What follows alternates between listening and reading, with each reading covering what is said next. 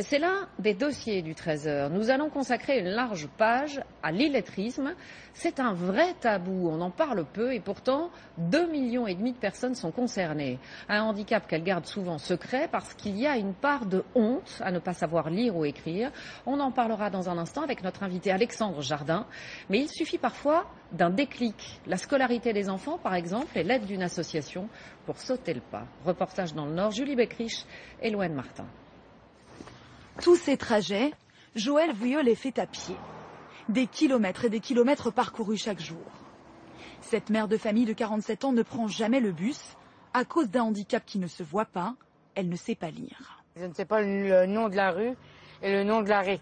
Alors je ne sais pas si c'est là, là, là ou là. Joëlle Vuillot a quitté l'école à 13 ans sans savoir ni lire ni écrire. Mais aujourd'hui, elle y retourne pour rattraper son retard. Je te félicite de participer au concours qui peut te faire gagner une voiture. Joëlle Vuillot a mis des années à oser avouer aux autres qu'elle ne savait pas lire. Il y a un an, elle décide de franchir le pas et fait appel à cette association. Une démarche courageuse pour aider ses enfants. Mais, donc ça fait quoi comme son? Et. Donc là, ça fait... Je lui... Et. Voilà. J'avais honte envers moi parce que c'est moi qui dois éduquer mes enfants au devoir, mais c'est les enfants qui m'éduquent, moi, à 47 ans. J'essaie vraiment de faire du concret pour qu'elle puisse transmettre aussi à ses enfants ou... voilà, quoi, qu'elle puisse effectivement retrouver son rôle de maman parce que c'est important. Et depuis un an, à la maison, l'ambiance a beaucoup changé. Au moment de faire ses devoirs, David, élève de CM2, sait qu'il peut désormais compter sur le soutien de sa mère. Faut que tu viennes réciter ma poésie avec moi. Tiens, jusque-là. Allez, vas-y. La fourmi et la cigale. David et sa mère cherchent encore un peu leur marque. La pauvrette. Pour elle, c'est un... L'enfant. De quoi d'enfant? Mais la complicité s'installe jour après jour. Je suis rentrée de l'école, je faisais mes devoirs. Maman, elle surveillait pas mes devoirs. Et lui croyait qu'il était rejeté parce que je pouvais pas surveiller ses devoirs. Alors il pensait qu'à chaque fois je le rejetais.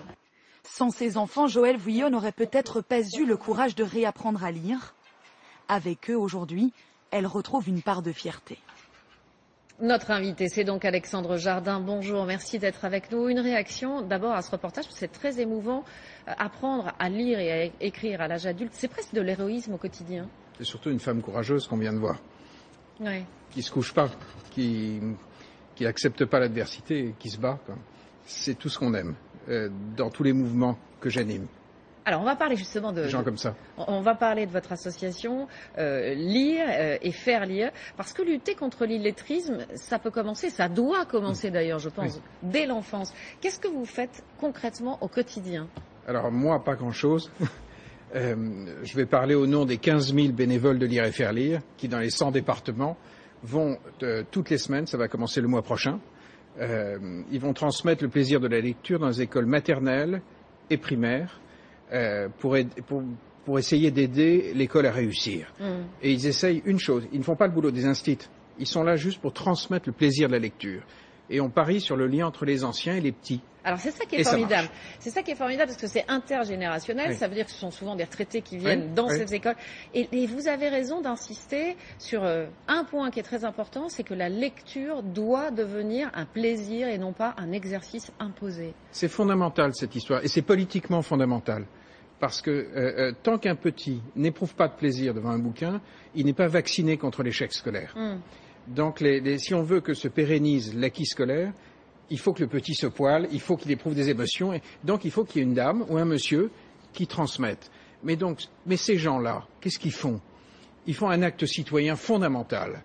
C'est-à-dire que plutôt que d'attendre qu'un gouvernement fabrique des solutions... Oui, c'est du partage. Ils le font localement, dans leur commune, et c'est pour ça que Lire et faire lire fait partie du mouvement des zèbres, plus large. C'est intéressant parce que vous prenez une place plus importante encore, grâce, entre guillemets, aux lacunes de la semaine de 4 jours et demi. C'est-à-dire que là, vous allez intervenir maintenant dans des écoles, dans le cadre des activités périscolaires, avec Lire et faire lire, qui va monter des ateliers dans les écoles pour faire lire les enfants. On fonce partout où les citoyens peuvent faire marcher le pays. Donc si on nous ouvre une porte, on fonce. Et ce que j'aimerais, c'est que les gens qui nous écoutent, s'ils ont plus de 50 ans, au lieu de râler devant leur télé, ils vont sur le site lireetfairelire.org et ils s'engagent dans leur commune, dans leur département, dans leur région. Ils restent pas les bras croisés. N'attendons plus des solutions qui ne viendront jamais d'en haut. Et battons-nous localement. Est-ce que vous avez le sentiment, justement, vous, de sentir un mouvement profond des citoyens, de l'envie de réformer le pays de l'intérieur, notamment sur l'illettrisme et sur la lecture? En ce moment, ça a commencé avec Lire et faire lire, et puis on a fédéré aujourd'hui 85 programmes dans le mouvement des zèbres, et tous les jours, tout le mouvement associatif français est en train de se fédérer, parce que l'espoir du côté des partis, il a un peu du plomb dans l'aile en France. Donc les citoyens s'organisent gaiement. Merci à vous, Alexandre Jardin, d'être venu gaiement sur notre plateau pour défendre une belle idée.